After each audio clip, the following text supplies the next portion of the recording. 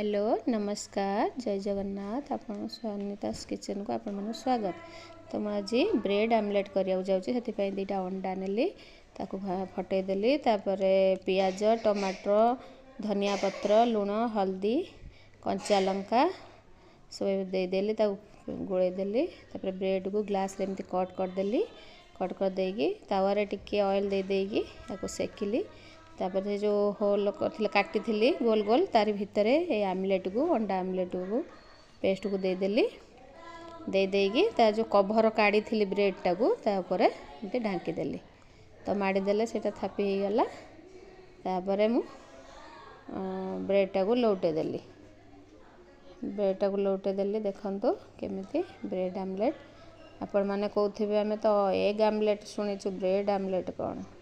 तो एमती करके छुआ मान टिफिन दिंतु आपण मैंने निजे भी घरे खातु ब्रेकफास्ट करूँ